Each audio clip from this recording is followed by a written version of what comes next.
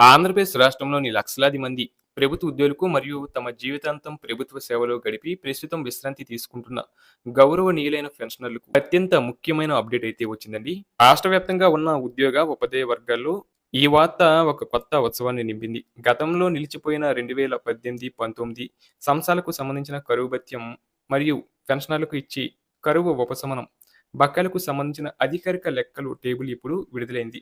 ఈ టేబుల్ ద్వారా ఏ basic pay కలిగిన వారికి ఎంత మొత్తం అందుతుందో స్పష్టంగా అర్థమవుతుంది.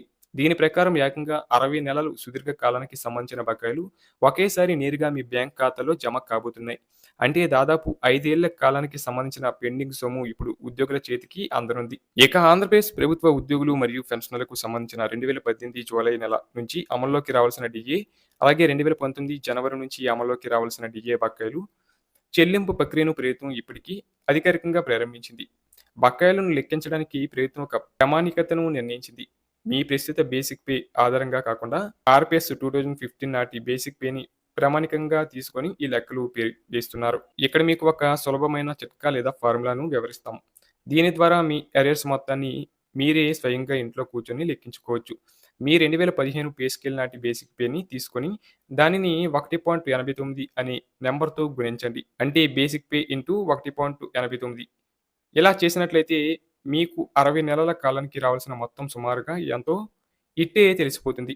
ఈ 1.89 అనేది 60 నెలల కాలానికి సంబంధించిన డిఏ శాతం పెరుగుదలను సూచిస్తుంది. అలాగే ఇప్పుడు వివిధ బేసిక్ పే కేటగిరీల వారీగా ఎంతెంత సొమ్ము జమ అవుతుందో వివరంగా పరిశీలిద్దాం. ముఖ్యంగా ఎవరికైతే రూ. 9,900 బేసిక్ పే ఉందో వారికి జూలై 2018 డిఏ కింద మొదటి 30 నెలలకు గాను రూ. 9,330 వస్తాయి. అలాగే జనవరి 2019 డిఏ కింద తర్వాత 30 నెలలకు గాను మరో రూ. 9,360 జమ అవుతాయి. ఈ 2 కలిపితే మొత్తం 60 నెలలకు గాను రూ. 18,690 అవుతుంది. అదే విధంగా రూ. 9,925 బేసిక్ పే ఉన్నవారికి 2 విడతలకు కలిపి సమానంగా రూ. 9,360 చొప్పున మొత్తం రూ. 18,700 అందుతాయి. అలాగే రూ. 10,000 బేసిక్ పే ఉన్నవారికి 2 విడతల్లో కలిపి మొత్తం రూ. 19,290 లభిస్తాయి. ఈ లెక్కల్లో ఎలాంటి సందేహం లేదు. ఇవి అధికారిక గణాంకాలకు అనుగుణంగా ఉన్నాయి. అలాగే ఈ 60 నెలల కాల పరిమితిని ప్రభుత్వం 2 విభాగాలుగా విభజించి లెక్కలు వేసింది. మొదటి విభాగం జూలై 1, 2018 నుండి డిసెంబర్ 31, 2020 వరకు ఉన్న 30 నెలల కాలాన్ని కవర్ చేస్తుంది. ఇక రెండవ విభాగం జనవరి 1, 2019 నుండి జూన్ 30, 2021 వరకు ఉన్న మరో 30 నెలల కాలాన్ని పరిగణలోకి తీసుకుంటుంది. ఈ బకాయిల బిల్లులన్నీ ప్రస్తుతం సిఎఫ్ఎంఎస్ పోర్టల్ ద్వారా అత్యంత వేగంగా ప్రాసెస్ అవుతున్నాయి. ఇప్పటికే రాష్ట్రంలోని చాలా మంది ఉద్యోగులకు మరియు పెన్షనర్లకు ట్రెజరీ కార్యాలయం నుండి వారి మొబైల్ ఫోన్లకు మెసేజ్‌లు రావడం కూడా ప్రారంభమైంది. పెన్షనర్లు తమ బ్యాంక్ ఖాతా స్టేట్‌మెంట్‌లని తనిఖీ చేసుకోవడం ద్వారా లేదా వారి ట్రెజరీ ఐడీని ఉపయోగించి ఆన్‌లైన్‌లో తమ సొమ్ము క్రెడిట్ అయిందో లేదో సులభంగా తెలుసుకోవచ్చు. ఒకవేళ మీ బేసిక్ పే పైన ఈ చెప్పిన ఉదాహరణల కంటే ఎక్కువ ఉంటే, మేము చెప్పిన 1.89 ఫార్ములాను ఉపయోగించి మీరే స్వయంగా లెక్క వేసుకోవచ్చు. అలాగే మరొక ముఖ్యమైన గమనికండి.